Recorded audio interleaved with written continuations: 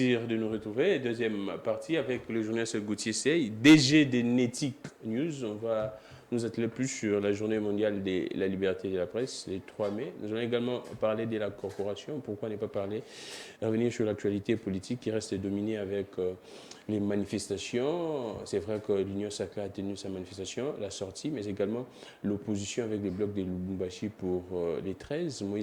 Moïse Katumbi déjà à Kinshasa. Nous allons parler de tout ça avec Gauthier Sey. Gauthier Sey, vous allez bien, en forme? On tient, Dieu fait grâce, on est en vie malgré la saleté, les odeurs, tout ce que nous a imposé Gentini Ngobila dans cette ville de Kinshasa, mais on tient quand même les coups. De temps en temps, on est menacé par la typhoïde et on revient. Tantôt, c'est la malaria avec les moustiques parce que la saleté aujourd'hui à Kinshasa, c'est vraiment un contraste avec ce qu'on appelle Kinbopeto. Mais sinon, on tient par la grâce divine. Mais apparemment, vous avez une dent, un acharnement contre le gouverneur. Gentini, il y a Fifi Masuka. Comment ça, contre Gentini Ngobila? Je n'ai pas des dents, mais c'est la réalité. Les Kinois qui nous suivent. Vous tirez sur Fifi Masuka, vous tirez sur Gentini. Apparemment, oui, vous avez un problème avec les gouverneurs. Mais c'est ça les problèmes chez nous au Congo. Quand on dit la vérité, on pense qu'on a une dent, on pense qu'on a une haine contre Y, contre Z, mais c'est la réalité. Il faut aller vers, comment on appelle, vers Kitambo, à l'entrée Camp Babylone. Vous allez voir ce qui se retrouve là-bas. La décharge. Il faut aller vers la station Macampagne, c'est comme si tu allais vers la montagne qu'on appelle, comment on appelle ça encore, la montagne 80 jours. Vous allez voir ce qui se trouve là. Donc la ville n'est presque pas gouvernée. Comment on appelle ces programmes de Kinbopeto, c'est vraiment du cosmétique. Au fond, il n'y a rien parce que depuis qu'ils ont fait la sortie officielle de ces programmes, ils ont remis 10 000 $ à chaque bourgmestre. Après, qu'est-ce qui a suivi? Il n'y a pas d'évaluation, il n'y a plus de fonds qui arrivent et le peu d'argent que le gouvernement central, avec l'appui de la BAD, qui recevait l'exécutif provincial pour essayer tant soit peu de remédier à ces problèmes. 2 600 quelques mille dollars, si je ne me trompe pas des chiffres. Cet argent, il y a rétention. Il y a que 6 mois maintenant parce que l'argent était très mal géré. Selon les clauses, il fallait qu'il y ait des justificatifs chaque fin du mois. Mais malheureusement, Ngobila prenait cet argent. Il y a aussi le ministre des Finances qui avait mis son épouse dedans. Ngobila qui a mis ses copains. Et tous les députés de la dynamique Ngobila avaient créé des fondations et des ONG à la va-vite. Et la BAD a compris qu'il n'y avait pas de sérieux, rien n'est changé. Et il y a une rétention de cet argent. Et la conséquence, la ville est abandonnée. Alors, Gauthier Sey, l'insalubrité bat son plein. C'est vrai que je vous ai appelé pour essayer un peu d'échanger sur ce qui s'est passé hier au niveau des... C'est quoi, Fleuve Congo Hotel, à Kempski. Les présidents, je ne sais pas si c'était... Les présidents devraient avoir un entretien avec la presse ou bien c'était un peu à l'église, quoi. C'est-à-dire les pasteurs parlent et puis vous êtes là, vous dites Amen, ainsi de suite. Mais on n'a pas assisté à si je pourrais dire, un débat entre les présidents et la presse. On commence d'abord, la sélection s'était passée de comment? Il y avait un critérium pour être invité, ou bien ça s'est fait comment? Moi, en tout cas, les images que j'ai vues, je n'ai pas vu les débats, c'est-à-dire que le journaliste a posé également des questions, soit de parler au président. J'ai vu simplement les discours de Mouyaya, et ainsi de suite. Comment vous analysez la journée d'hier, ce qui s'est passé pour déjà, c'est une grande journée, c'est la journée mondiale sur la liberté de la presse. Oui. Et nous sommes victimes, n'est-ce pas, de comportements barbares de certains dirigeants qui pensent qu'il faut miser de la presse.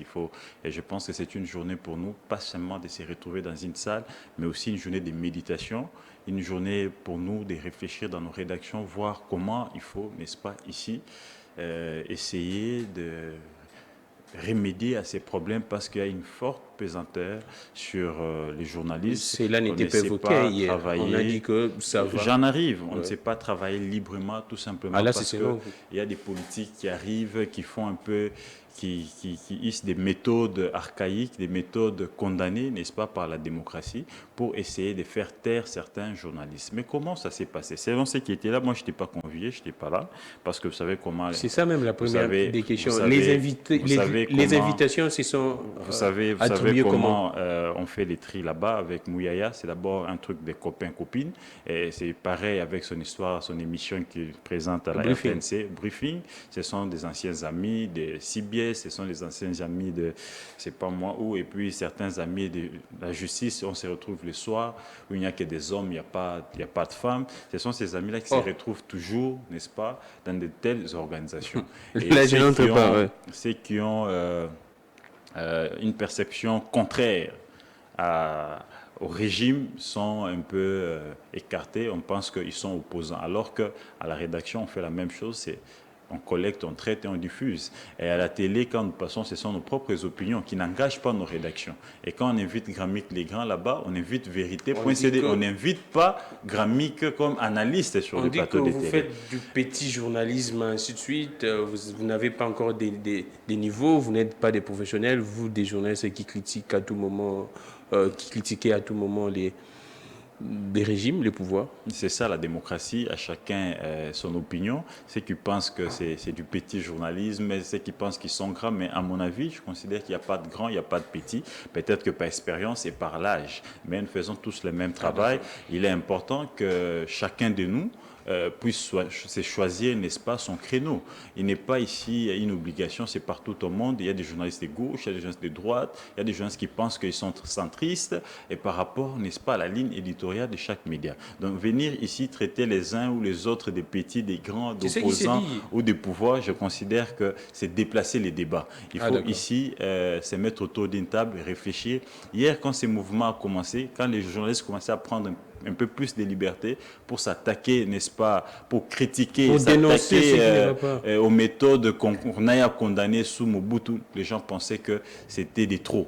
Et aujourd'hui, tous ces journalistes qui ont accédé aux affaires aujourd'hui avec comment ça s'appelle, l'Union sacrée, ils ont bénéficié de ces combats. Et lui-même, le chef de l'État, il est le premier bénéficiaire du combat d'engagement. Les journalistes qui traitent aujourd'hui de petits journalistes et qui s'attaquent inutilement au régime, ce sont ces journalistes-là qu'il a utilisés hier pour s'attaquer à Kabila.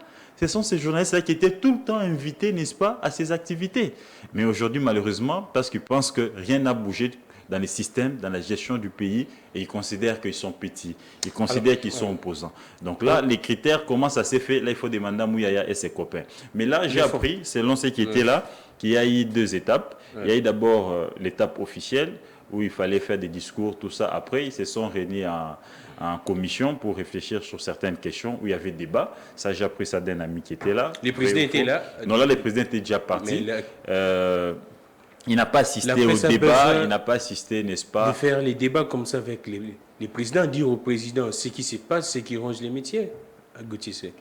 Bon, je pense que le président n'est pas très disposé à se livrer à ces débats-là, étant donné que son régime ne fait qu'aussi violer, n'est-ce pas, cette journée de la liberté de la presse. Les journalistes à Kinshasa ne sont pas tellement libres. Dans le Congo profond aussi, n'en parlons même pas. Vous-même en face, vous aviez été victime de la clandestinité il n'y a pas longtemps. Moi-même, j'ai été victime de tous les journalistes critiques ont des problèmes. J'ai vu le tweet de Patrick Local. Tous les journalistes critiques il y a quand même, je pense que c'est accepter des permettre au chef de l'État de se livrer à ces débats-là, ça serait quelque part mais aussi... Mais qu'est-ce qui s'est passé, Gauthier? De déshabiller parce que lui-même est dedans. Heureusement, heureusement pour lui, il a profité de cette tribune-là pour demander aux journalistes de lui accorder un second mandat pour s'améliorer. Mais on dit au président de la République que tout marche bien. Le président a essayé un peu de mettre en place un climat où les journalistes travaillent en toute liberté, en toute quiétude. Il n'y a pas de poursuites. Moi, j'ai suivi, en tout cas, j'ai écouté les discours de Patrick Mouyaya qui félicite les présidents du CESAC également qui félicite les présidents. En tout cas, aucune critique à l'égard du président comme ça. Ça, j'ai suivi, mais oui, tout simplement parce que vous prenez d'abord les gouvernements qui encouragent la rébellion. Ce qui se passe au niveau de l'INPC, c'est inconcevable. Mais la rébellion, en qualité de qui que Gabi Kouba est allé se retrouver là. Le président de l'INPC, non? L'INPC, depuis quand? Mais c'est lui le président de l'INPC. Mais c'est depuis un moment qu'on l'a retiré la confiance. Il a lui-même, n'est-ce pas, il a lui-même démissionné de sa propre volonté. C'est un président démissionnaire. Posez la question à ceux qui fréquentent l'INPC matin, midi, soir. Est-ce qu'il vient même au bureau? Il est partagé entre les Kassai et les FPI. Aujourd'hui, Gabi Kouba est dans un cabinet politique. Gabi Kouba, mais je vous l'informe, mais je vous dis Gabi Kouba est partagé entre les Kassai et les FPI. Il n'y a pas longtemps, il était assistant du gouverneur de Kananga. Et après, John Kabea. John Kabea. Après quelques temps, on les retrouve ici au FPI, assistant encore. Donc, lui-même, président de l'UNPC, mais il est dans un cabinet, il ne peut pas, c'est incompatible avec la fonction du président de l'INPC. Donc, et Gabi Kouba est dans quel média? Il parle du mercenariat, mais c'est le premier mercenaire, Gabi Kouba. Mais oui, mais il est dans quel média? C'est quoi les médias de Gabi Kouba? Vous verrez, il signe presque partout. C'est ça un président? Ce n'est pas interdit de signer partout. Non. La fonction qu'il occupait. Certainement, il a un média que la fonction qu'il occupait hier comme président de l'INPC, ça voudrait dire que c'est quelqu'un qui a une certaine expérience, qui doit quand même être lui-même responsable d'un média pour essayer d'encadrer aussi les autres. Parce que Gabi Kouba n'a pas de médias. Mais dis-moi, il évolue dans quel média? Tantôt, il signe chez Jean-Ri Koumandé, Ouragan. Tantôt, je le vois signer dans un média papier, là, les noms m'échappent. Et vous le voyez toujours entre ces tweets, c'est toujours soit les gouverneurs de Kananga, si c'est des Kananga, soit c'est les DG de FPI. Et quand les journalistes ont un problème avec ces DG, ou lui-même est partagé parce qu'il est agent dans cette entreprise, comment il va s'y prendre? Nous voulons ici un président responsable. Un président qui peut se dépasser.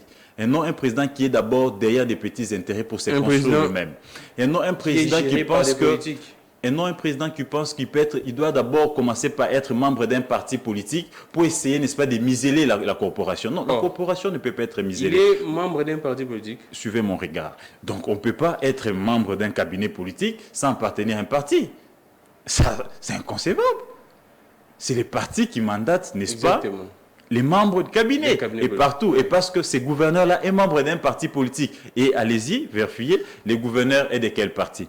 Et Gabi Kouba est de quel parti? Donc Gabi Kouba serait de l'UDPS. Donc, à mon avis, je pense que Patrick Mouyaya est entré ici, n'est-ce pas, d'institutionnaliser. Il a institutionnalisé la rébellion au sein de l'Union. Et la rébellion au sein de l'Union ne profite pas, n'est-ce pas, à la profession. Ça nous fragilise. Nous voulons ici une union non fragilisée, une union responsable avec un président capable de fédérer tous les journalistes autour de lui. Et non un président sélectif qui pense que quand c'est Gauthier, parce que Gauthier est trop critique vis-à-vis du pouvoir, je ne peux pas les soutenir. J'ai connu un problème ici. Mon ami et frère Mike Mkebaï a appelé Gabi Kouba, ne sachant pas qu'il était déjà déchu de son poste de président, croyant qu'il était toujours président de l'INPC. Et j'ai encore sa réponse qui retentit dans mes oreilles. Donc, je pense que je vous épargne de ces détails, mais je pense que Gabi Kouba n'est pas à sa place. Nous avions connu des présidents comme... Moi, je ne parlais pas de moi, mais il m'a bloqué. Donc, on a connu des présidents qui pouvaient quand même fédérer tout le monde, malgré, n'est-ce pas, nos divergences, malgré la position qu'avaient des Moukeba et des Daniel Safouyer. Mais il arrivait des moments que tout le monde s'est retrouvé autour des Boukars pour discuter, n'est-ce pas, de la question, n'est-ce pas, de l'union, de la question, n'est-ce pas, de la profession. Mais qui peut se retrouver autour de Gabi? Qui a confiance? Est-ce que toi, tu peux aujourd'hui faire confiance à Gabi? Aller se retrouver dans une réunion dirigée par Gabi? Il n'y a pas un complot au sein de l'UNPC contre Gabi. Apparemment, Gabi serait victime et qu'elle ne serait pas aimée par d'autres membres de l'Union. Mais quel complot? Mais c'est lui le président. Tu abandonnes ton poste, tu vas devenir, n'est-ce pas, tu t'efforces, si tu t'esforces, je ne sais pas comment on appelle ça, à Kananga, tu ne fais que des tweets d'un gouverneur. Et pendant que l'Union a des sérieux problèmes ici, le comité directeur est incapable de convoquer des réunions. Tu laisses un secrétaire général rebelle, qui s'est rébellé contre la commission des disciplines, qui a été, n'est-ce pas, aussi sanctionné par la commission des disciplines. Alors que les textes stupides qu'une fois sanctionné ou il y a blâme, quelque chose comme ça, tu perds la qualité. Exactement. Les cas de Patrick Local. Il ne s'est jamais rébellé. Nous l'avions conseillé, n'est-ce pas, de se retirer calmement parce qu'il a été sanctionné par l'Union. Et si nous-mêmes, si eux qui sont responsables, qui occupent certains postes au sein de l'Union, commencent à se rebeller aux décisions de la commission de discipline. Et que ferions-nous, simples journalistes? Et qui est en train de soutenir Gerbia Et j'apprends même que CGF Béala n'a pas de médias aussi. Oh. Donc, on avait à la tête de l'Union un secrétaire mercenaire et un président mercenaire. Ils n'ont aucun média, ils n'évoluent dans aucun média. Ça fait longtemps qu'ils ont oublié la rédaction. Et les coups, c'est quoi? Quand un journaliste a un problème, et ils vont voir ces DG-là, et ils vont voir ces ministres-là. Et ils font quoi? Ils alimentent. Et les plaintes... Ils alimentent contre les journalistes. Mais moi, je suis victime de ça. Je vous dis que Moukebaï Nkosso, il est encore vivant. Posez-lui la question. Il a appelé le fameux Gabi Kuba. Et j'ai encore sa réponse ici. C'était sur le haut-parleur. Je vous apprends ici que ce qui s'est passé au niveau de l'hôtel du fleuve, Patrick Mouyaya doit vite se ressaisir. Profiter ou... Est-ce pas lui qui serait derrière de tout cette ça? rébellion pour essayer de fragiliser l'Union? Ça ne profite pas à l'Union. Et non plus, ça profite à lui. Ça pourra les rattraper. Les retours de la manuelle risquent de faire mal. Il est temps qu'on puisse respecter les décisions, n'est-ce pas, de la commission de discipline, que nous puissions aller rapidement. C'est là où aussi j'interpelle ici les responsables, le président de la commission de discipline, le président de la commission de la carte et d'autres structures. Nous devons rapidement aller au congrès, au mini, comment on appelle ça, mini-congrès rapidement pour essayer ici de nous choisir des responsables, un président qui pourra fédérer tout le monde, un président à la hauteur, n'est-ce pas, des enjeux de l'heure. Et non un président qui a encore un problème du ventre, qui pense qu'il doit d'abord lui-même s'habiller. J'ai vu, il a même changé là. Je ne dois pas faire des fixations sur lui. En parlant de Gabi, moi j'ai suivi lors de l'affaire Peter Tiani et Lambert, quand il s'est rendu au CESA, qu'il a dit qu'apparemment il y aurait un peu de l'amateurisme. Au niveau, il a accusé clairement, nettement, la commission des disciplines. Il dit clairement que non, ce qui se passe là-bas, en tout cas, ça n'a rien à voir avec du professionnalisme. Il a dit ça devant les micros. En tant que président, qu'a-t-il fait? C'est bien de critiquer, c'est bien de condamner, mais en tant que président, il fallait être là pour suivre de près ce qui se passe au sein des commissions. Et alors, il faudra aussi lui dire que les commissions sont autonomes. C'est ça également. Alors, les commissions sont autonomes, ils peuvent prendre des décisions, mais lui, en tant que comité directeur, il n'était pas là. Il était à Kanangante de Magé, le Machamoumène. Il n'était pas là. Non, il était à Kinshasa. Il n'était pas là. Il a laissé chacun assumer ses responsabilités. Qui est-ce? Je vous dis que c'est un président démissionnaire. Lui-même a opté pour être entre les cabinets. Il est partagé. Comment voulez-vous quelqu'un qui travaille en province et à Kinshasa peut encore s'occuper de la corporation? Et là, vous savez, il faut attendre des plaintes des journalistes. Et ce n'est pas chaque jour qu'il y a des plaintes des journalistes. Et quand on n'a pas la même mise sur la commission des disciplines, on pensait faire sanctionner, radier certains journalistes et pour avoir quand même un peu d'enveloppe là qui peuvent vous soutenir pendant 3-4 mois. Et quand vous n'avez pas cette même mise, c'est tout à fait normal que vous attaquez à la commission des sanctions contre les journalistes. Mais il y avait déjà tout un plan boutiqué contre moi que je devais être radié. Heureusement pour moi, il y avait encore des gens honnêtes, malgré qu'ils étaient inféodés, mais au moins ils ont tenu à faire respecter les textes de l'Union. Donc je considère ici que ce que Gabi Kuba a fait hier au nom de l'Union, ça n'engage pas l'Union. En tant que journaliste, donc il était là à titre personnel, ça n'engage pas l'Union. Ça n'engage pas l'Union parce que lui-même, il a démissionné depuis un moment. Je ne sais plus, il faut aller voir son bureau. C'est tellement, les toiles d'araignée sont partout. Quand est-ce qu'il est entré au bureau là-bas à l'Union? Je pense qu'il ne vient plus. Il est tout le temps partagé entre la province et le FPI. Et on ne peut pas être membre d'un cabinet et continuer à être président de l'Union. Il est temps que Mouyaya puisse se débarrasser de ces deux rebelles, notamment le secrétaire général et Gabi Kuba. Et qu'on nous organise un mini-congrès, que les députés, plutôt les journalistes que nous sommes, on puisse se réunir et se choisir un président qui pourra, n'est-ce pas, ici, conduire les destins de la corporation. Alors, Gauthier Sey, on revient sur, en clôture, ces dossiers, la journée mondiale de la liberté de la presse. Selon vous, la journée d'hier, l'organisation, avec tout ce qui s'est passé, c'était un raté ou bien c'était une réussite? Je ne me focalise pas sur ce qui s'est passé à l'hôtel du fleuve. Moi, je parle de nos rédactions habituelles. La journée d'hier, c'était une journée de méditation. Nous avions quitté la place, selon les Reporters sans frontières, 125 à 124. Donc, on a gagné une place. C'est trop faible en termes de proportions. Nous devons encore travailler. Mais les régimes aussi, les pouvoirs doivent nous aider. Parce que nous n'arrivons pas à bien travailler tout simplement. Pas simplement parce que nous sommes menacés, nous sommes intimidés, mais aussi parce qu'on n'a pas les moyens de notre politique. Il faudra ici subventionner les médias. Il faudra ici que les sociales, parce que ce que nous faisons va aussi de pair avec les sociales. Il faudra ici aussi organiser ou améliorer les conditions sociales, n'est-ce pas, et les conditions économiques du pays, pour permettre aux investisseurs de venir investir, afin que nos médias puissent avoir des publicités. Arrêtez, n'est-ce pas, de nous conditionner de dépendre des politiques, parce qu'on dépend des politiques, parce qu'on doit avoir des cartes de partis politiques en Koundeloupin. La preuve, c'est quoi? Ça fragilise même la corporation. Et la corporation aujourd'hui de l'INPC, elle est fragilisée. Pourquoi? Parce que vous avez des gens à la tête qui sont membres des partis politiques, qui ont des dictats qui viennent des secrétaires généraux des partis politiques. Donc, on n'a pas les mains libres. Il faudra ici que le pouvoir arrive, n'est-ce pas, à respecter ce qu'on fait et que le pouvoir arrive, n'est-ce pas, à mettre les minimums de moyens pour nous permettre de nous délier ou de nous délivrer de leur pouvoir, parce que la main qui donne, c'est la main qui dirige. Mais ces médias que nous dirigeons, ces journalistes que nous sommes, on dépend de qui?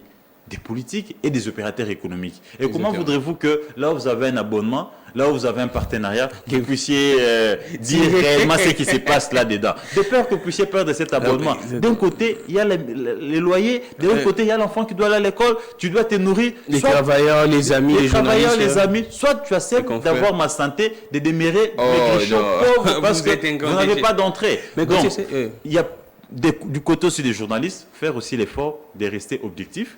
C'est vrai, il y a quelques ratés dans ce que nous faisons aussi, on les reconnaît, mais de temps en temps, on essaye aussi de s'améliorer. Voilà pourquoi on demande aussi au régime d'éviter, n'est-ce pas, d'inféoder nos structures, qu'on donne assez de moyens, assez de pouvoir à l'INPC pour permettre à l'INPC, n'est-ce pas, d'organiser des formations, des séminaires, des recyclages, pour permettre aux journalistes, n'est-ce pas, d'être liés à l'éthique et à la déontologie. C'est ça même.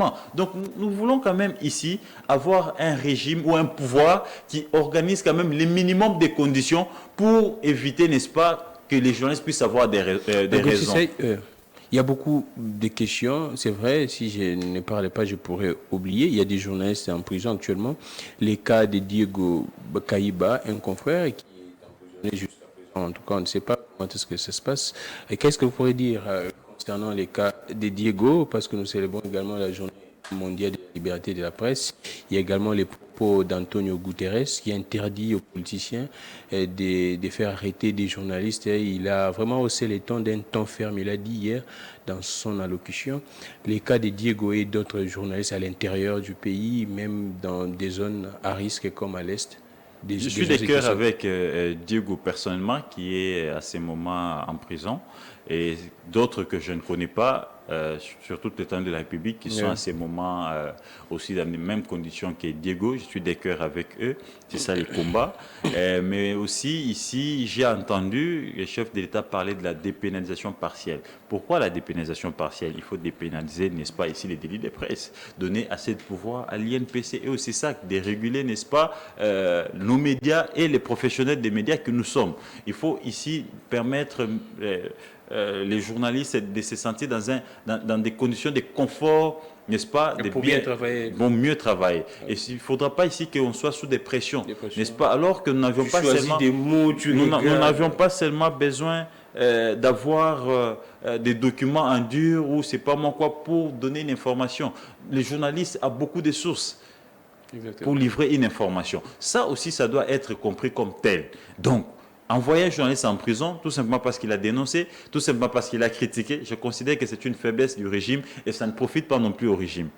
Et ça fragilise même, n'est-ce pas, la démocratie du pays. Alors que la liberté d'expression, la liberté d'opinion, ce sont, n'est-ce pas, là, les piliers de la démocratie. Voilà, on doit ici arriver à respecter les opinions des uns et des autres. Mais c'est vrai, comme l'a dit le président du CESAC, c'est vrai la liberté d'expression, la liberté de la presse, mais ce n'est pas à confondre avec les libertinages. Nous devons aussi, nous, de notre côté, essayer de voir où est-ce que notre pouvoir se limite. Des fois, on va aussi au-delà, n'est-ce pas, de nos textes. C'est là où j'interpelle certains de nos responsables, notamment Baïlengue, qui est presque aussi absent du bureau ces derniers temps. Il faudrait ici revenir sur les textes. Il est où, Baïlengue? Je ne sais pas, ces derniers temps, je ne le vois plus. J'entends plus parler. Il est au bureau.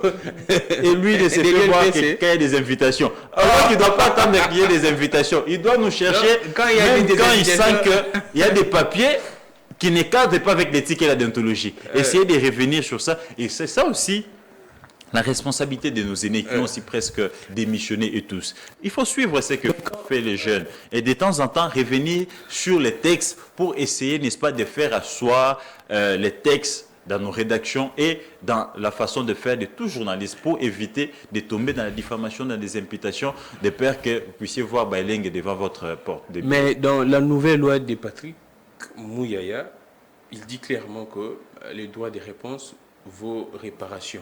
Est-ce que pour que les politiciens respectent cette disposition, il faudrait quoi?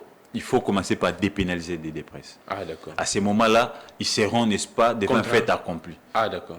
Envoyer les droits de réponse. Aussi longtemps que ce n'est pas dépénalisé. Ils se disent, bon, je peux instrumentaliser la justice parce que j'ai un peu de moyens. Je peux instrumentaliser tel président de la corporation parce qu'il est de tel parti, soit il est de l'INPC. Et ça, c'est ce qui nous fragilise. Il faut commencer, n'est-ce pas, par ici donner beaucoup de pouvoir à l'Union et au CESAC. Donc, ça va fragiliser les actions, n'est-ce pas, d'aller traduire les journalistes. Donc, aussi longtemps il y a des livres de presse, cette disposition de Mouyaya ne vaut pas autant d'effet, parce que ces gens-là se diront, bon, jusque-là, il n'y a pas encore eu de pénalité. Je peux toujours aller en justice contre ces journalistes. Et aussitôt qu'on applique la délit de presse, la dépénalisation, j'allais dire, automatiquement, on donne beaucoup de pouvoir à l'Union, on donne beaucoup de pouvoir, n'est-ce pas, au tribunal des pairs, au CESAC. À ce moment-là, les journalistes seront responsables devant ses pairs et non aller, n'est-ce pas, être emprisonnés inutilement pour des questions d'opinion ou des critiques. Le président du CESAC hier a dit également que non, aucun journaliste pourrait faire objet de poursuites lorsqu'il fait convenablement son boulot durant son mandat. Vous pensez que, en fait, l'interprétation, la faire convenablement son boulot, le contenu, c'est quoi quand on dit qu'il fait convenablement son boulot? N'est pas critiquer, n'est pas... C'est quoi faire convenablement?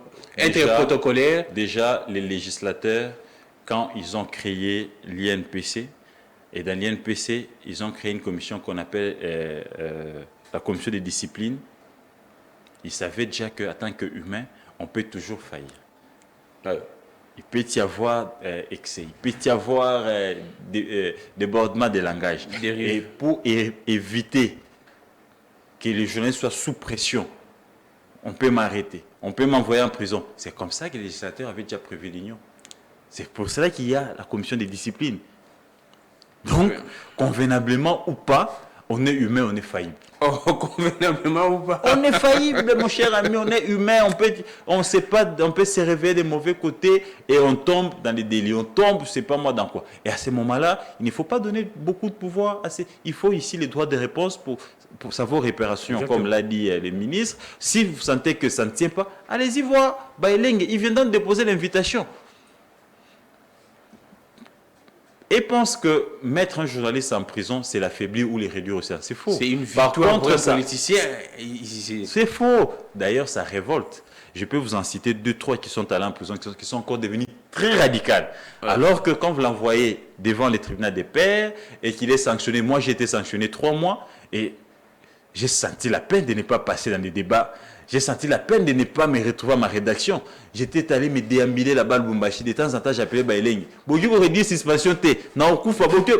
vous sentez que c'est une punition, t'empêcher de travailler là où tu gagnes le pain de tes enfants, le pain du jour. Donc, je pense que la prison révolte, radicalise. Mais l'éthique, plutôt les tribunaux des pairs, réorientent et recadrent les journalistes. Et d'ailleurs, c'est plus fort que l'envoyer en prison.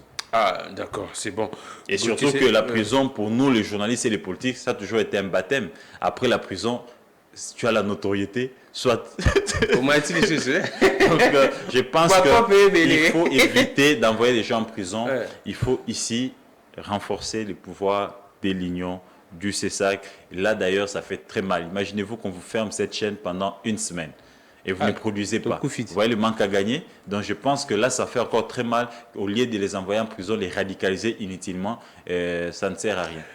Mais Gauthier, la dernière des questions concernant ces sujets. Apparemment, les journalistes et certains journalistes sont en train de combattre leurs dirigeants. Je prends le cas du président du CESAC, qui est également combattu par des journalistes. Je prends, bon, Gabi Kouba, vous dites que c'est un président démissionnaire qui était également combattu par certains journalistes. Apparemment, c'est les journalistes, c'est eux-mêmes qui combattent les dirigeants. Et ceux qui fragilisent même. Non, il y a une nuance. Il y a une nuance avec les cas de Gabi Kouba. Les cas de Gabi Kouba, il n'est pas combattu par les journalistes. Les journalistes ont constaté sa démission volontaire. N'est-ce pas? Ils ont maintenant levé les tons pour dire, mais comment un président qui est à la fois politique et notre président peut toujours demeurer être notre président alors qu'il y a une compatibilité, alors qu'il est absent. Il est temps qu'on puisse choisir un autre président. On a tout simplement levé les tons. Mais lui-même s'était déjà auto-exclu parce qu'il est aujourd'hui politique. Parce que vous ne pouvez pas être assistant ou membre d'un cabinet politique, n'est pas l'être. Aujourd'hui, il est au FPI. Il est partagé. Il n'a plus le temps pour l'union. Ça, c'est lui-même. Ça, il faut nuancer là. Et les CESAC? Les CESAC, je ne sais pas qui sont ces journalistes-là qui s'attaquent au président Christian Bossembe. Peut-être qu'ils ont eu des différends hier ou après, avant qu'il soit là. Mais jusque-là, moi personnellement, je n'ai pas encore constaté, n'est-ce pas, les égarements de la part de la gestion du président Bossembe. Je pense, à mon avis... Vous n'avez pas jusqu'à présent constaté des égarements? Jusque-là, je n'ai pas encore constaté. J'observe, vous savez que moi, je n'ai pas ma langue en poche. S'il y a des égarements, je viendrai ici dire que, président, cette fois-ci, ça ne va pas, voilà, ça ne va. Et d'ailleurs, je ne suis pas très proche de lui pour dire que j'ai été, c'est pas moi quoi. Donc, ici, je suis objectif, mais je sais que j'ai seulement constaté, c'était hier. Quand je suis arrivé chez moi au bureau, j'ai allumé ma télé. Je suis tombé sur la RTNC et je suivais l'activité. Pendant qu'il était en train, n'est-ce pas, de lire son discours, j'ai vu que tous les vieux qui voulaient que ce soit eux à la place des Bossembe, très furieux. C'est vrai ça. Pendant que les autres acclamaient, et tout le monde, ces vieux-là, je me réserve de les citer ici. Là, je pense que furieux, ce n'est pas subjectif. J'ai cru que ce n'est pas subjectif. J'ai dit, je veux. J'ai cru que j'étais le seul à voir de cette taille-là. J'ai appelé un député provincial jeune qui était dans la salle. Il me dit, l'un des qui était à mes côtés me disait, ce petit raconte sa vie. Oh, donc ces vieux-là que Kabila a longtemps utilisé, que Mobutu a longtemps utilisé, et ils ont profité même de nous pour s'asseoir. Donc, ils veulent que ce soit seulement eux. Du fait que c'est un jeune qu'on a responsable. Les seuls contents, c'était les jeunes et les chefs de l'État qui voyaient Bossembe lire son discours avec beaucoup de courage, avec beaucoup d'intelligence. Et où j'étais, je me suis dit, tiens, c'est papa qui a été longtemps ministre et qu'on a accompagné. Comment il peut commencer à regarder notre frère de notre génération avec cet œil? Désormais, là, c'est une bonne observation. Désormais, nous devons, nous jeunes, nous serrer les coudes. C'est vrai, là où il y a des gens, les divergences ne manquent jamais. Mais on doit arriver, n'est-ce pas, à être mature, à gérer nos divergences en interne. Et désormais, je me suis fixé une option. Je dois aller vers les Bayengele, je dois aller vers les Lukala, des Peter Tsani. Tous ces amis-là, nous devons nous retrouver autour, n'est-ce pas, de notre frère, jeune comme nous, élevé en dignité, qu'on essaye, s'il y a des différends, il y a des égarements observés par YZ, qu'on se les dise en face, et, n'est-ce pas, d'aplanir les angles et évoluer maintenant dans la même direction. Mais cela ne voudrait pas dire qu'il n'y aura toujours pas de divergences. Il peut y avoir des divergences d'opinion. Il peut y avoir des divergences aussi de choix. Mais l'idéal reste le jeune au sommet doit être soutenu par les jeunes. C'est ça l'idéal. C'est vrai que vous me coupez l'herbe sous les pieds. On devrait également parler de la solidarité. Et pendant cette journée de la liberté de la presse, vous savez, la demande, la solidarité entre nous. Apparemment, ce n'est plus le cas actuellement. Des journalistes entre nous, il y a beaucoup de choses, il n'y a plus de solidarité. Oui, mais c'est là aussi, c'est dû à la faiblesse de l'Union où vous avez un président démissionnaire qui ne suit pas de près ce qui se passe. Là, c'est la conscience des journalistes lui-même ou bien... Est-ce que vous savez que ce manque de solidarité viole les textes de l'Union? Exactement. Vous le savez? Oui. Et que fait le président? Là, c'est... Il fait la promotion du DG des FPI, il fait la promotion... Il y a les comités directeurs, mon cher ami. Ce comité directeur a pour mission de coordonner, de suivre tout ce qui se passe au sein de l'Union, mais aussi au sein de la corporation. Exactement. Et qui sont au sein de la corporation? Nous, journalistes professionnels des médias. Ah, d'accord. Hier, il y avait des différends entre certains journalistes. Je peux t'en citer des noms. Moukeba, il est vieux, Willy Kalengai. Mais Bouka prenait son téléphone. Bienvenue à tête, venez à mon bureau. Il faisait quoi? Il arrivait, n'est-ce pas, à leur parler, à leur faire voir ce qu'on gagne en étant unis et ce qu'on perd en étant divisé. Moi, je dis la presse est divisée. Quel est ce prix? Et c'est Gabi Kouba peut t'appeler, il peut appeler l'autre. J'ai dit ça. Un président qui bloque son journaliste. Bloqué. Baïleng aussi t'a bloqué. Non, pas Baïleng. Bassa aussi t'a bloqué. Non. Comment voulez-vous qu'un président, je l'ai dit, un président qui te dirige, parce que tu es membre de l'union, plutôt, excusez-moi, de l'union de la presse congolaise, et tu as ta carte, peu importe tes opinions, peu importe tes égarements, le président, s'il constate qu'il y en a des trop, il doit informer à la commission de discipline pour qu'on puisse, n'est-ce pas, vous interpeller. Il n'a pas le droit de vous bloquer. Ça, c'est aussi ce qu'on appelle l'incompétence. Incapable de gérer, n'est-ce pas, ses administrés, il préfère vous bloquer pour qu'il soit, n'est-ce pas, il ne soit pas au courant de ce que vous êtes en train de faire. Donc moi, je considère ici que la faiblesse du leadership au niveau de l'Union fragilise la coopération et fait en sorte qu'on soit divisé. Parce que lui-même, il travaille avec certains membres du gouvernement au musellement de la presse. Ils ont 2-3 amis qui sont avec eux parce qu'ils sont proches ou parce qu'ils accompagnent YZ, ils pensent que non, Gauthier et Y, et ils s'attaquent au régime, ils ne sont pas avec nous, on doit soutenir tel. Alors que ce que nous disons sur le plateau, ce sont nos opinions, nos rédactions restent n'est-ce pas, dans le respect des normes et dans les traitements, dans la collecte et les traitements et la diffusion de l'information. Il faudra ici revenir à la solidarité. Mais pour y arriver, il faut commencer par voir d'abord un président qui est capable de fédérer presque tous les journalistes. Ça, c'est la première solution. La deuxième solution, il faudra ici arriver, n'est-ce pas, à nous journalistes, à commencer d'abord par nous-mêmes à respecter les structures de notre union. N'est-ce pas? Moi, j'ai été sanctionné 3 mois. Il y en a qui ont passé les canaillots, c'est rebelle nayo. J'étais là, j'observais. Et parce que c'était Gauthier, Baïleng suivait à la loupe. Mais si c'est quelqu'un du pouvoir, Baïleng ne va pas suivre à la loupe. Il peut passer et c'est comme s'il n'a rien vu. Mais parce que c'était Gauthier à tout moment. Il y a beaucoup de 2 poids 2 mesures. C'est comme si on t'a annoncé à Canal Presse. Fais attention, avec le risque d'être irradié. Et là, donc il faudrait que... On vous intimide. J'ai été intimidé.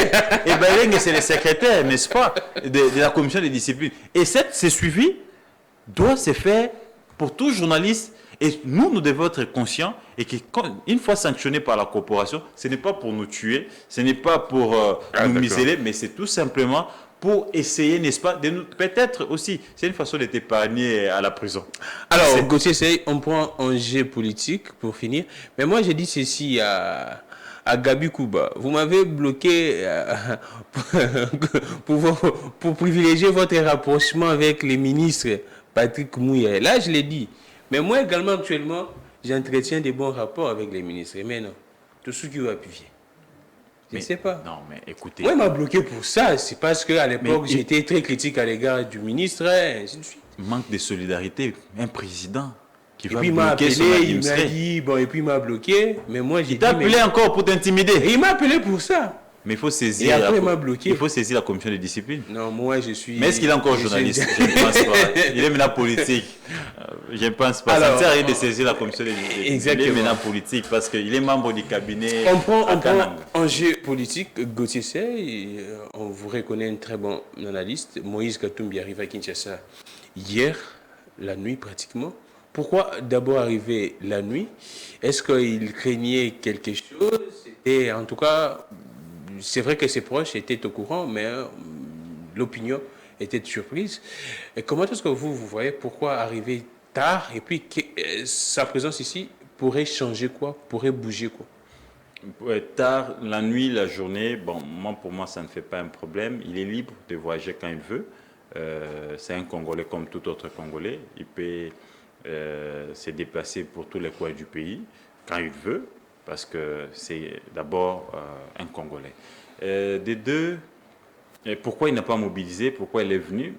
C'est normal qu'il ne mobilise pas. Ils ont une activité les 13 et il ne peut pas venir mobiliser pour son arrivée, et en même temps appeler encore les gens, ces gens-là qui n'ont pas à manger, qui n'ont pas à boire, et qui boivent du noir matin, midi, soir, les faire venir doublement. Je pense que ça allait essouffler ces militants. De peur que les 13 qui ne soient pas très suivis par ces militants. Politiquement, stratégiquement, à mon avis, je pense qu'il a joué son coup.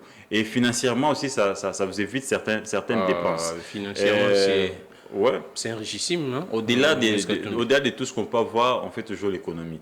Financièrement et énergiquement aussi, il maximise un peu de l'énergie pour se donner. Et je vous rappelle que ça sera pour la première fois que Moïse Katumbi soit, n'est-ce pas, dans les rues de Kinshasa en train de marcher contre le pouvoir. À Kinshasa. Et cette fois-là, attendez, vous savez comment ça se passe. Il doit se préparer moralement à recevoir les gaz lacrymogènes, à recevoir tout ce qu'on balance là. Des projectiles. Donc, Moïse Katumbi sera face maintenant à l'histoire qui veut maintenant commencer à écrire à Kinshasa. Et je crains qu'il puisse s'absenter ce jour-là. C'est pas facile. Non, il est là. Non, je crains qu'il s'absente. Vous savez, à ce niveau des responsabilités enrichissimes avec beaucoup d'argent. Tout le monde l'attend. Qui vit dans cette opulence, venir, n'est-ce pas?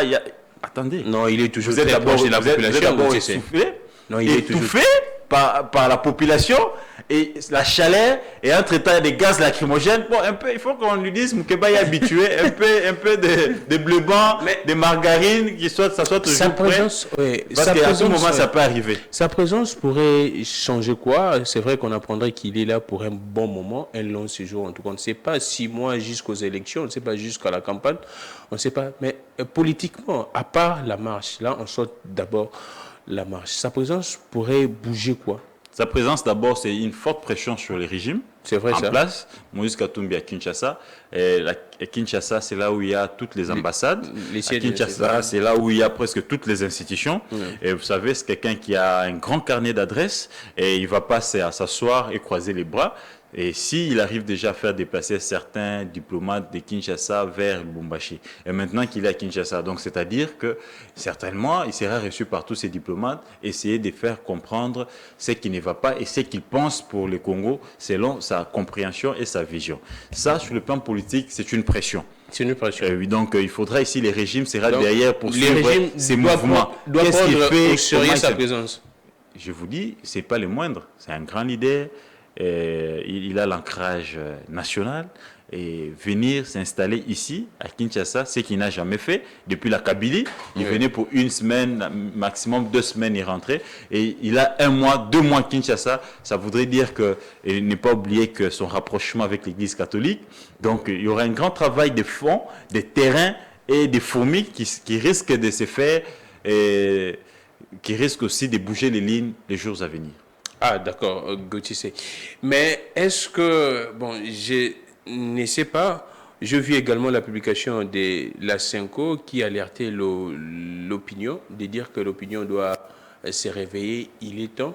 Vous pensez que l'Église s'approche déjà petit à petit vers ces blocs de Lubumbashi? Non, c'est pas que l'Église s'approche déjà. L'Église a toujours été avec les blocs de Lubumbashi. Il faut compter l'Église catholique, il faut compter l'Église protestante. Ils ont toujours été ensemble. Et ça n'a pas commencé aujourd'hui. Je vous rappelle que Katumbi a emballé cette Église catholique et protestante sous les régimes Kabila. L'Église qui a emballé c'est Katumbi qui les a emballés, qui les a fait comprendre sa vision. Mais écoutez, ici, vous voyez, il y a une vérité.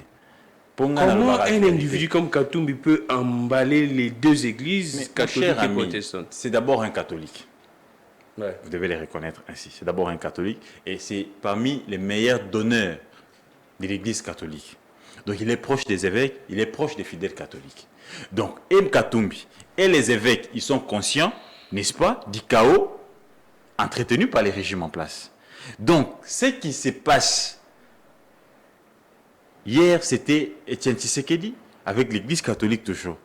Parce que c'était aussi un fervent catholique. Il arrivait à faire comprendre ce qui ne va pas. Et l'Église a toujours été du côté du peuple.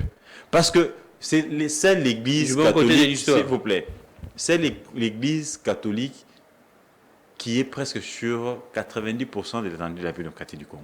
Donc ils ont la vraie situation du Congo et les vraies réalités que vive la population. Le peuple souffre dans son cœur et dans son âme. n'est-ce pas? Donc, ce que vit les peuples, l'Église est au courant. Et Ils mieux voient que ça dans les blanc, mabonzas, ils voient ça dans les dîmes, ils voient dans les ça. mabonzas. Ils savent comparer à telle période, telle paroisse pouvait Mabonzas, contribuer côté. autant. Donc aujourd'hui, on comprend que pas Séléki. Nous devons lever les tons. Et aujourd'hui, ils ont des acteurs politiques, de la majorité et de l'opposition. Et hier, cette même église catholique, surtout avec la jeunesse de l'église catholique, ils ont travaillé d'arrache-pied avec Pierre Lumbi. Ouais. Pierre Lumbi était au four et au moulin. Ça, ce sont des indiscrétions. Tout ce que vous voyez comme des mobilisations là, c'était Pierre Lumbi et la jeunesse catholique. Malheureusement, on n'aura pas les mêmes résultats parce que les stratèges ne plus. Je ne vois pas quelqu'un à la carrure de Pierre Lumbi capable de monter des stratégies qui peuvent tenir sur toute l'étendue comme le faisait Pierre Lumbi. Attendons voir si Francis Kalombo.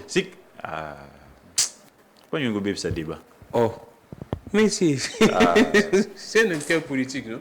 Attendons voir si Katumbi il a déjà recruté un autre stratège, mobilisateur comme Pierre Lumbi, qui pourra cette fois-ci aussi organiser les choses, les marches, pour qu'il y ait écho sur toute l'étendue de la République. Donc, l'Église catholique, l'Église protestante, il faut déjà les compter du côté du bloc patriotique. Mais maintenant, nous attendons ici les terrains pour essayer d'évaluer ce qui s'est fait il y a quelques années et ce qui va se faire aujourd'hui. L'ambiance au niveau de la population, en tant que journaliste, vous pensez que la population adhère dans cette démarche de ces blocs de Lubumbashi? Il faudra ici reconnaître que la population est partagée. Parce que hier, la population est très partagée. C'est pas les mêmes contextes. Non, ce n'est pas le même contexte qu'hier. Et puis, ce n'est pas le même engouement qu'hier sous le régime Kabila. Pourquoi? Tout simplement parce que hier, ils se sont retrouvés autour des leaders qui ont créé un bloc, comme quoi le bloc Lamouka, pour chasser Kabila au pouvoir, qui était déjà fin mandat, et qui n'a pas très bien géré la Respublica. Et ces mêmes leaders qui se sont retrouvés, qui ont pu emballer la population, ils se sont, n'est-ce pas, eux aussi, divisés au nom de leurs intérêts personnels, et arrivés... Non, la base, c'était la base. La base, c'était les intérêts personnels. Non, c'était la base. Il n'y avait pas de base là. C'était des intérêts personnels, légaux. Non, avec mon parti qui est implanté partout, que je ne peux pas ici désister au nom de Fayoulou, qui a qu'un parti représenté à Kinshasa. Je ne peux pas ça. Le président s'est retiré de Genève pour ses intérêts personnels. C'est ça la réalité. Et ces peuples-là les a accompagnés. Ils arrivent à un moment, il y a Katumbi, il y a Jean-Pierre Mbemba, qui se retrouvent du côté du pouvoir. Et Katumbi. Ça fragilise l'opposition, les autres qui sont restés. Après Katumbi, avec la même stratégie, il gère toujours avec les pouvoirs. Un mois et demi après, quand il sent qu'on s'approche des élections, comme il est séduit par la fonction de président de la République. Non, il a un bon cœur, il donne encore de la confiance, il s'est dit que à quelques temps des élections, changer. Il se retire pour faire de l'opposition. Ces va-et-vient-là a fragilisé l'opposition. Donc, il n'y a plus cet engouement-là. Donc, ils craignent que... Et aujourd'hui, qui sont dans l'opposition? Ce sont les anciens gestionnaires. Ceux qui ont, n'est-ce pas, causé les malheurs de l'opposition, de la population. Matata, Corneille Nanga, qui a fait des deals au scrutin 2018, ce sont les nouveaux opposants. Donc, vous voyez déjà ces mépris-là. Il est normal que la population soit un peu hésitante. Les pouvoirs pourraient jouer dans la communication avec ces éléments. Les pouvoirs jouent déjà. Et la population est mature, la population attend le moment opportun. La preuve, vous allez voir que l'engouement qu'il y a dans des marches actuelles, ce n'est pas l'engouement qu'il y avait 5 ans avant, 4 ans avant, quand c'était les régimes de Kabila.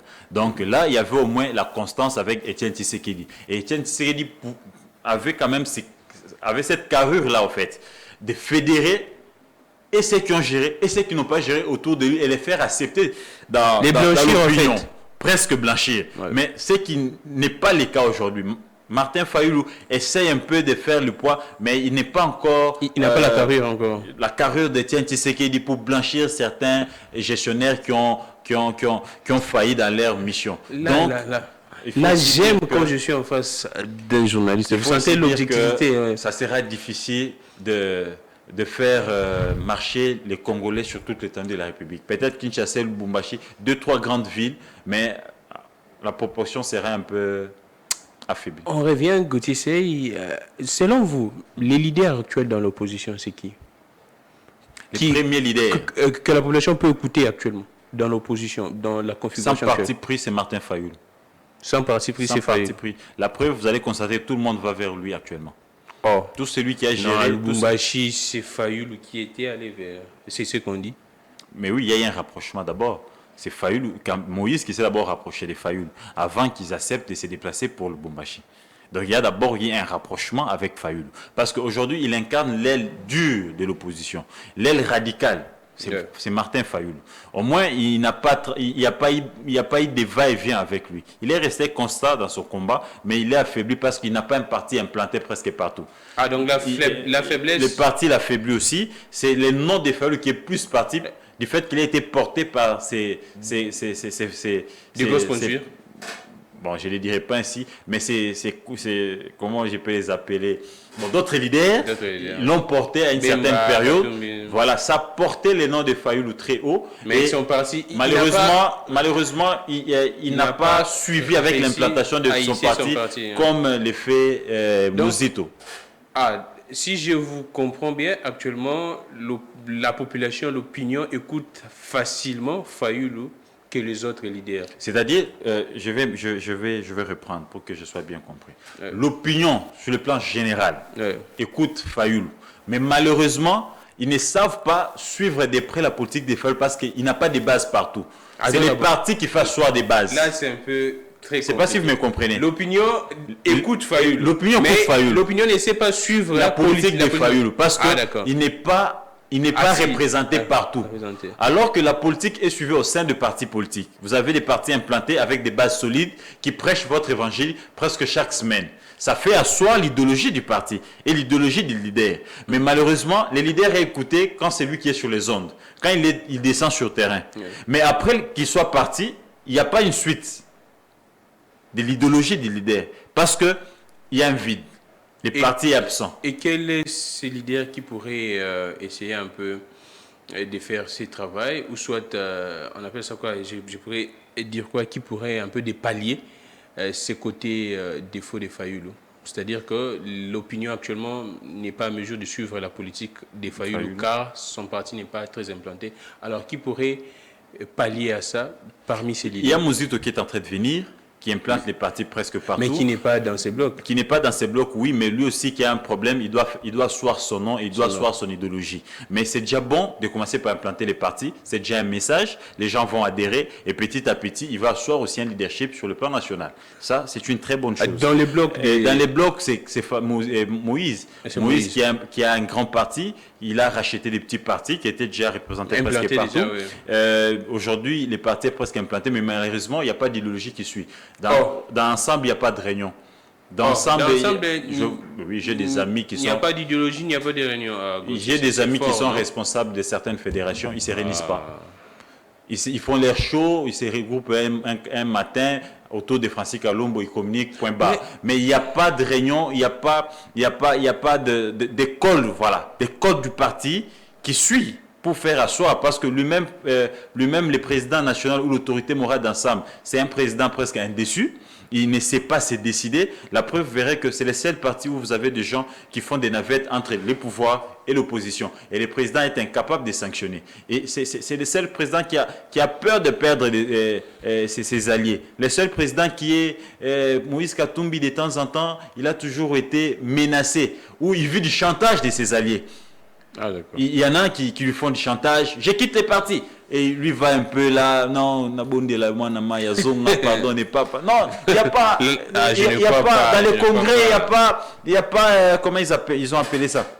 Il n'y a pas de démocratie. On veut nous imposer les candidats. Je dois quitter. Je m'annonce dans une semaine. Ah, t'es qu'on nous annonce, pardon, zone. Je ne pense pas que c'est le cas, Gauthier. Mais je vous dis que c'est ce qui vit ensemble. Donc on a supplié Laurent Niemba. Ce qui va tuer ensemble, c'est ce manque de leadership éclairé et disciplinaire. Un bon père, c'est celui qui sait aussi châtier les enfants. Avez-vous déjà appris, depuis que les partis ensemble existent, et depuis que Moïse est politique, que Moïse a sanctionné un politique, où il y a une action disciplinaire contre un leader de son parti, il y a des audios qui sont sortis de Francis Kalombo. Un parti sérieux, il devait y avoir une action disciplinaire. Mais là, vous ne dites pas en d'autres termes, que vous n'affirmez pas ce que les gens disent que non, les partis s'assiedent sur base de l'argent que sur base de la vision. C'est ça aussi la faiblesse de Moïse. Ça, il est trop libéral et les gens pensent que en fait, les gens ne viennent que pour ça. Ah, d'accord. Et ils ne suivent pas ce qu'il dit, après avoir libéré l'armée. Ils ne suivent pas les Donc, combats. il faudra maintenant que et la libération et l'idéologie puissent suivre. Et à Moïse maintenant, ça doit se passer comment? Un peu de rigueur dans ce qu'on fait. Mais malheureusement, Moïse est un peu... Il a fallu que Eliezer puisse quitter de soi-même, créer son parti. Pendant que les Moukeba et les autres disaient déjà au président que Eliezer ne peut avec nous. Mais quand il venait, il recevait Eliezer. Eliezer se réclamait toujours d'ensemble, alors qu'il était déjà avec il y a le également pouvoir. Christelle qui... Voilà. Donc tout ça, plus.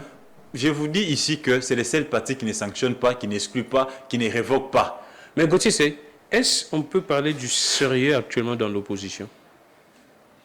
Pour l'instant, c'est un peu difficile de parler du sérieux. Parce que, c'est difficile, oui, parce que vous sentez dans la faisabilité qu'il y a quand même beaucoup de ratés, mais aussi beaucoup de monnayage. On a l'impression qu'il y a certains qui pensent que j'ai aujourd'hui l'opinion avec moi, c'est moi qui fais la loi, il faut venir chez moi pour vous blanchir, et au nom d'un peu d'argent.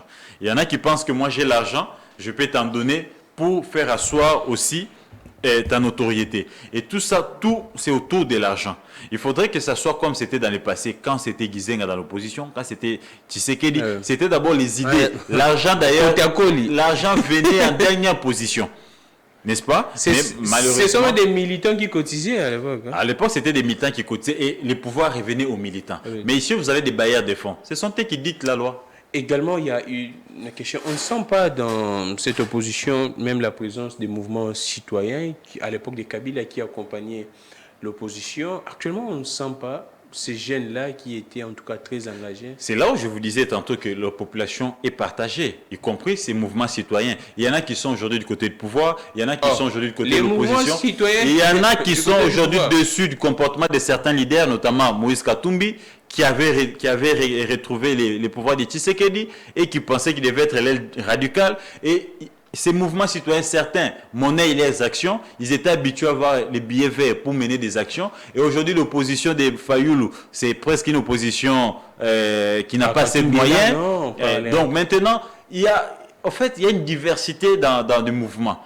Donc il faut attendre le moment venu qu'on voie comment les choses vont maintenant se constituer. Mais pour l'instant, parler d'une opposition forte, c'est quand même difficile parce que vous sentez qu'il y a quand même relâchement du côté des mouvements citoyens, du côté de la population. Il faudrait ici arriver, n'est-ce pas, le 13 mai pour voir comment les choses vont se passer et pour essayer maintenant de voir la suite. Parce que le 13 mai, c'est bon, mais il faut maintenant pérenniser les actions, la pression sur le terrain, comme c'était sous Kabila.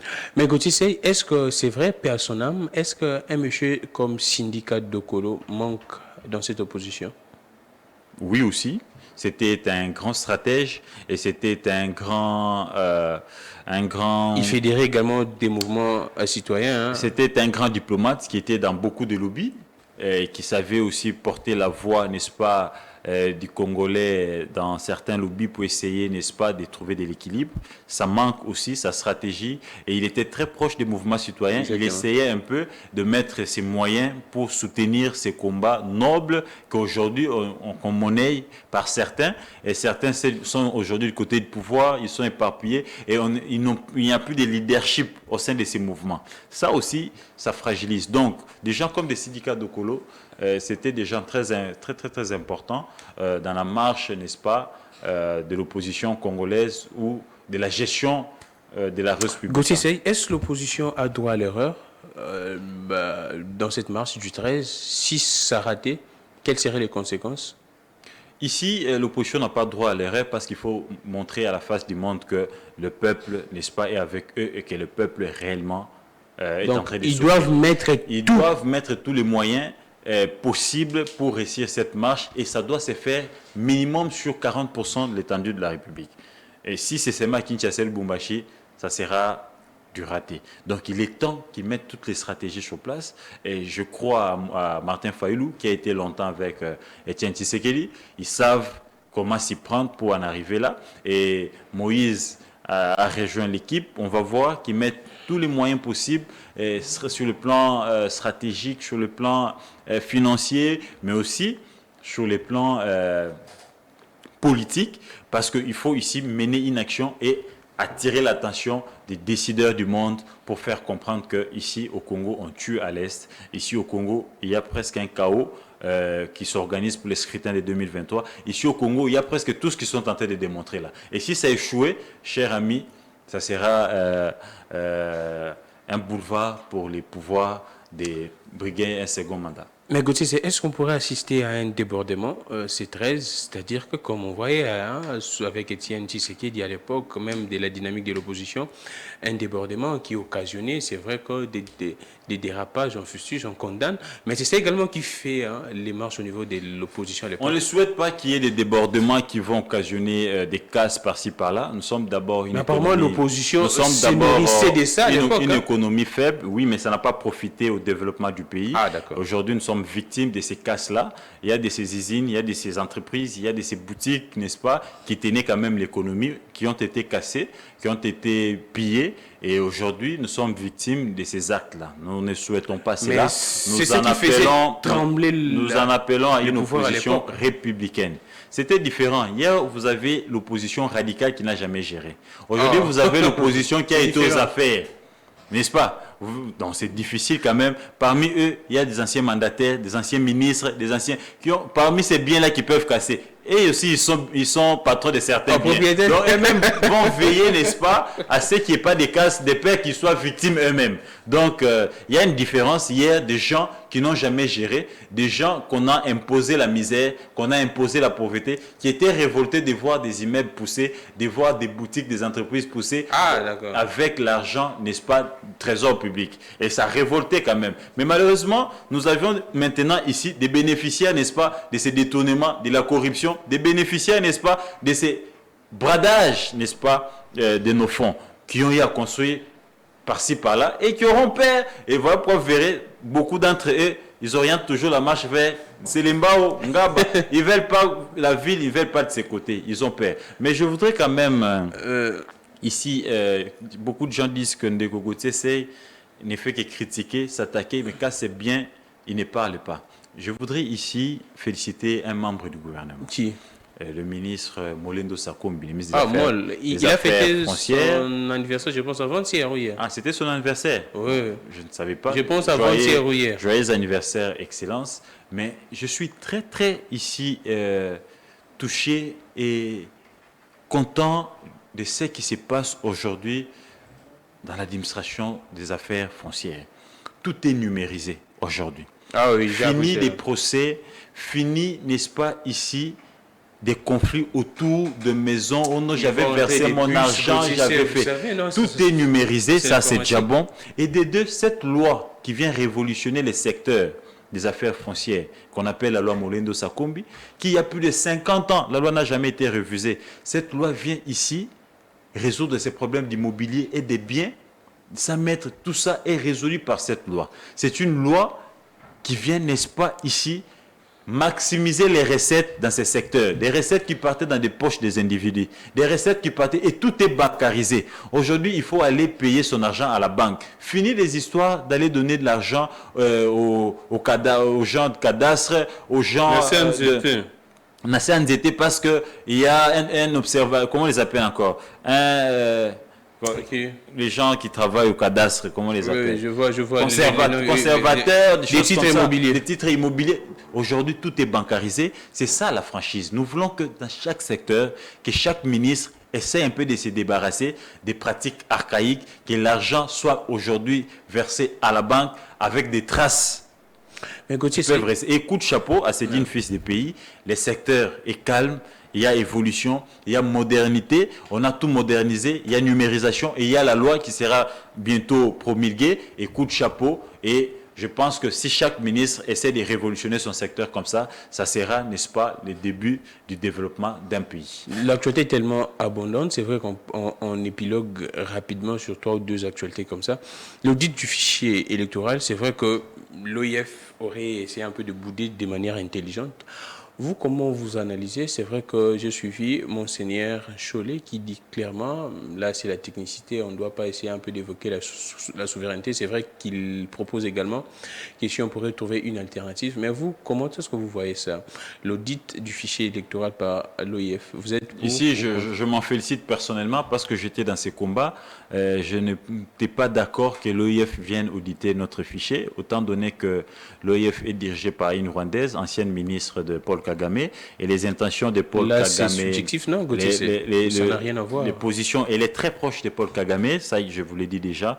La position de Paul Kagame n'est plus à cacher, d'avoir quelques portions de nos terres, et comment on pouvait, n'est-ce pas, ici venir se livrer encore à l'ennemi du pays. Et j'ai condamné cela et j'ai interpellé ces inspecteurs de ne pas venir, et je suis content aujourd'hui de voir que la secrétaire générale, par les biais de son DIRCAB, venait de saisir hier les présidents de la CENI pour dire que les temps est très serré, ils ne seront pas venir. De manière intelligente. C'est une fuite, n'est-ce pas, en avance. C'est un pari gagné pour la communauté congolaise, pour les journalistes, pour les organisations civiles. Mais maintenant, on s'en revient maintenant au président de la CENI de saisir d'autres, n'est-ce pas, organisations internationales. Il y en a beaucoup, il n'y a pas que l'OIF.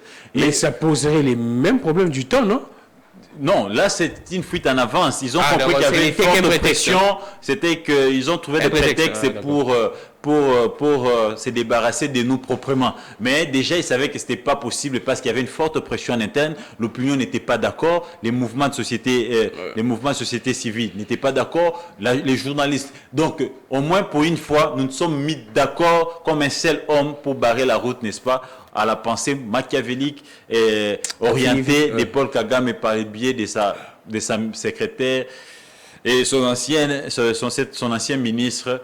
Et là, je suis content, mais nous en appelons maintenant à la CENI de solliciter l'audit d'une autre organisation internationale pour essayer, n'est-ce pas, ici, de rendre quand même le processus un peu équitable et transparent. De peur qu'il y ait des soupçons sur l'idée cachée qui serait, n'est-ce pas, de favoriser la tricherie. Voilà pourquoi on a trouvé des prétextes. Il est temps qu'on puisse saisir une autre organisation. On est encore dans les temps qui viennent, n'est-ce pas, auditer les fichiers et aussi laisser, n'est-ce pas, aux organisations locales d'auditer aussi les fichiers parce que nous devons aussi ici croire à l'intelligence nationale. Vous parcourez également la zone Est, Sud-Est, je prends les Katanga et les centres, et avec ces problèmes de hausse des prix des maïs, 9 membres du gouvernement se déplacent avec un secrétaire général. Comment vous analysez cette actualité? C'est vrai que l'opinion,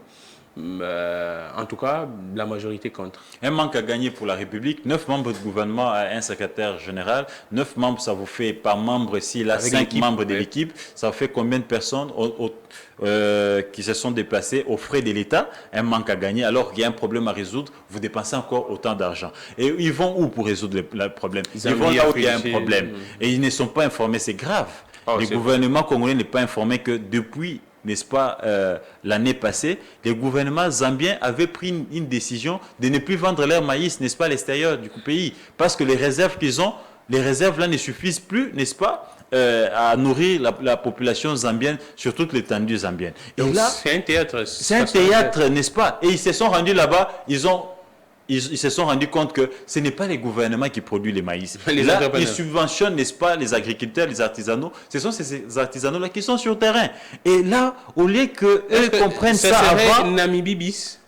Ça serait Namibie bis, on ne verra pas ces poissons venir, ces maïs-là ne viendront pas. Et quand ils vont en Afrique du Sud, c'est aussi sa même politique. C'est toujours les particuliers qui produisent. Et ces particuliers sont subventionnés par l'État. Et ce n'est pas l'État. Donc, ils iront voir des ministres, les ministres de l'économie, de l'intérieur, autant de ministres pour aller, n'est-ce pas, parler, chercher à négocier les maïs. Ils vont aller négocier avec les particuliers, avec le gouvernement. Est-ce que c'est le gouvernement qui produit des maïs? Donc c'est un manque à gagner. Donc, selon les informations à ma possession, ça ne va rien produire parce que ces particuliers-là, même si on achetait en Afrique du Sud, pour arriver ici, les transports vont coûter extrêmement cher. Donc le prix sera le même. Ce n'est pas la solution. Donc, la solution, ici, voilà, c'est là où j'en arrive. Donc, selon les informations à ma possession, au mois de juin, il y aura quand même soulagement sur le terrain parce que le service national va produire des maïs. Ils vont produire des maïs. Et ici, la solution, il faut ici subventionner des entrepreneurs. Les entrepreneurs pour produire des maïs et chercher. Bon, certains ont seulement besoin des engrais chimiques, mon cher ami. Yeah. Engrais chimiques à Pambao, Mais Gauthier, c'est pourquoi. Docteur en économie, Vital Kamer. Oui, c'est ça la question. Pourquoi Kamer se retrouve toujours dans ce genre d'histoire? C'est sa chance ou bien c'est quoi? Je pense que. Il se retrouve toujours dans ces histoires. Je pense que le pays a un sérieux problème. Il faudra ici arriver, n'est-ce pas, à avoir un leadership éclairé. Et quand les sommets posent problème, la suite aussi aura toujours des sérieux problèmes. Les sommets, c'est qui? Donc je pense, quand vous avez Sam Al-Konde lui-même, non, les sommets, c'est le Premier ministre. Non, je ne parle d'abord du gouvernement.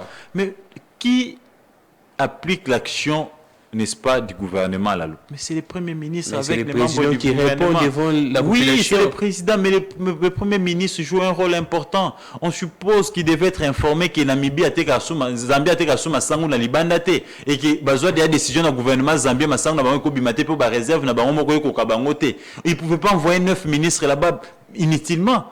Il devait être informé qu'en Afrique du Sud, ce n'est pas le gouvernement qui produit les massangos, c'est les particuliers. Et qu'il faut travailler avec les opérateurs économiques, voir comment on peut les subventionner. Qui viennent ici voir les prix. Merci Gauthier.